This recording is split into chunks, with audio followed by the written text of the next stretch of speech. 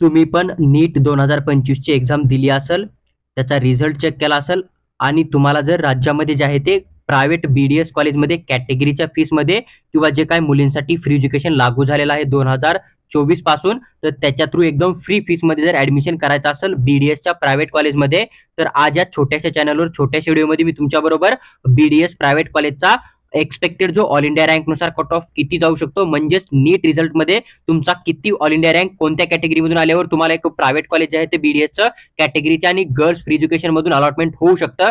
त्याचबरोबर लास्ट इयरला एक असं कॉलेज कोणतं होतं जे की त्या कॅटेगरीमधून सगळ्यात कमी कट ऑफ जे आहे ते अलॉटमेंट झालेलं तुम्हाला बघायला भेटेल. तर पहा, सर्वात अगोदर एक गोष्ट लक्षात ठेवा, जरी मी तुमच्याबरोबर एक ऑल इंडिया रँक शेअर करत असेल तरी तुम्ही जस्ट नीट एक्झाम क्वालिफाय जरी झाला असाल 2025 ची, तरी तुम्ही काउन्सिलिंग मध्ये भाग घेऊन BDS ला ट्राय करू शकता. कारण हा जो ऑल इंडिया रँक आहे तो मी तुम्हाला सीट नुसार सांगत आहे, पण एक कंडिशन अशी पण बनते की काही मुलं जर समजा पार्शियल ड्रॉपला जातील तर BDS ची पेनल्टी जास्त असते, म्हणून ते BDS जॉईन न करता BMS किंवा BHMS जॉईन करतील आणि त्या कंडिशन मध्ये BDS प्रायव्हेटचा कट ऑफ जो आहे तो मी जेवढा शेअर करत आहे त्याच्यापेक्षा खूप जास्त कमी पण जाऊ शकतो, किंवा मग तुम्हाला जस्ट क्वालिफाय मार्कवर पण सीट अलॉटमेंट होण्याचा चान्स लागू शकतो. त्यामुळे तुम्ही कट ऑफ बघून काउन्सिलिंग न करता जेवढे राऊंड होतील तेवढ्या राऊंडला शेवटपर्यंत काउन्सिलिंग मध्ये भाग घेऊन अप्लाय करा, जेणेकरून की तुम्हाला जेवढा कट ऑफ क्लोज होईल त्या रँक हिशोबाने तुम्हाला त्या ठिकाणी अलॉटमेंट होण्याचा चान्स लागू शकतो. तर पहा, व्हिडिओला सुरुवात करूया. सगळ्यात अगोदर आपण SC कॅटेगरीचा जर विचार केला तर जवळपास 5,23,241 एवढा ऑल इंडिया रँक तुम्ही या ठिकाणी एक्सपेक्टेड घेऊन चलू शकता, जेणेकरून की तुम्हाला एक 95% जे आहे ते या ठिकाणी खात्रीशीर सीट अलॉटमेंट होण्याचा चान्स लागू शकतो. पण जसं मी एक्सप्लेन केलं, हा कट ऑफ कमी पण होऊ शकतो कारण BDS ची पेनल्टी खूप जास्त असते. त्यामुळे जे लोक एक कॉलेज जॉईन करून नीट एक्झाम देण्याचा विचार करतील पुढच्या वर्षी, असे लोक BDS ला जॉईन नाही करणार, ही गोष्ट तुम्ही लक्षात घ्या. आणि कॉलेजचा जर विचार केला तर SC कॅटेगरी मधून सर्वात कमी कट ऑफ जे कॉलेज अलॉटमेंट झालं ना मागील वर्षी, तर ते आदित्य डेंटल कॉलेज बीड तुम्हाला बघायला भेटेल. नंतर पुढच्या कॅटेगरीचा जर आपण विचार केला ST कॅटेगरीचा, तर जवळपास 7,25,743 एवढा ऑल इंडिया रँक तुम्ही या ठिकाणी एक्सपेक्टेड घेऊन चलू शकता. ST कॅटेगरी मधून पण मागील वर्षी आदित्य डेंटल कॉलेज जे आहे ना BDSचं, ते सर्वात कमी रँको क्लोज झालेलं कॉलेज तुम्हाला बघायला भेटेल. नंतर आपण VJ कॅटेगरीचा जर विचार केला तर जवळपास 5,35,211 एवढ्या ऑल इंडिया रँकवर या ठिकाणी अलॉटमेंट झालेलं होतं. आणि कांबे डेंटल कॉलेज अकोल्याचं जे आहे ना ते सर्वात कमी कट ऑफचं कॉलेज या ठिकाणी तुम्हाला बघायला भेटेल. नंतर आपण NTB कॅटेगरीचा विचार केला तर जवळपास 5,73,825 एवढ्या ऑल इंडिया रँक जो आहे तो तुम्ही एक्सपेक्टेड घेऊन चलू शकता, जेणेकरून की तुम्हाला सीट अलॉटमेंट होऊ शकतं. आणि हेडगेवार डेंटल कॉलेज जे आहे ना हिंगोली मधलं, तर या ठिकाणी मागील वर्षी सर्वात कमी कट ऑफवर अलॉटमेंट झालेलं दिसून येईल. त्याच्यानंतर आपण NTC कॅटेगरीचा विचार केला तर जवळपास 5,15,740 रँकवर तुम्हाला अलॉटमेंट होण्याचा चान्स लागू शकतो. आणि कांबे डेंटल कॉलेज अकोला जे आहे ते तुमच्या कॅटेगरीचं सर्वात कमी कट ऑफचं कॉलेज आहे, मागील वर्षी सीट अलॉटमेंट झालेलं. त्याच्यानंतर जर आपण NTD कॅटेगरीचा विचार केला तर जवळपास 5,07,434 एवढ्या ऑल इंडिया रँक पर्यंत तुम्हाला या ठिकाणी सीट अलॉटमेंट होऊ शकतं. आणि ACPM डेंटल कॉलेज आहे ना धुळेचं, तर इथे NTD कॅटेगरीचा लास्ट इयरला सर्वात कमी कट ऑफ तुम्हाला रँक नुसार बघायला आला होता.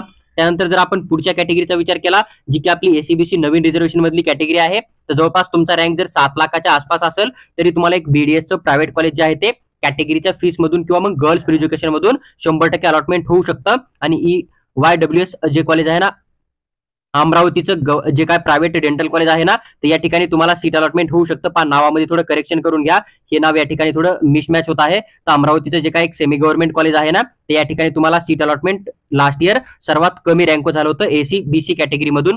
त्यानंतर जर आपण ओपन कॅटेगरीचा विचार केला तर जवळपास 5,18,221 रँक पर्यंत जे आहे ते तुम्हाला सीट अलॉटमेंट होऊ शकतं. आणि आदित्य डेंटल कॉलेज जे आहे ना बीडचं, तर याचा सर्वात कमी कट ऑफ जातो लास्ट 3 वर्षापासून ओपन कॅटेगरीसाठी. नंतर जर आपण OBC कॅटेगरीचा विचार केला तर जवळपास एक 5,25,464 एवढ्या ऑल इंडिया रँक पर्यंत तुम्हाला जे आहे ते 2025 ला BDSचं एक प्रायव्हेट कॉलेज जे आहे ते अलॉटमेंट होऊ शकतं. आणि जवळपास जर आपण विचार केला तर OBC कॅटेगरीचा पण सर्वात कमी रँक अलॉटमेंट होणारं जे कॉलेज आहे ना BDS साठी सेमी गव्हर्नमेंटचं फीस बेनिफिट मधून, तर ते आदित्य डेंटल कॉलेज बीडच तुम्हाला बघायला भेटतं. आणि हे कॉलेज जवळपास बघितलं तुम्ही तर मागील 2 ते 3 वर्षापासून कंटिन्यू सर्वात कमी कट ऑफ अलॉटमेंट होणारे कॉलेज तुम्हाला या ठिकाणी दिसून येतील.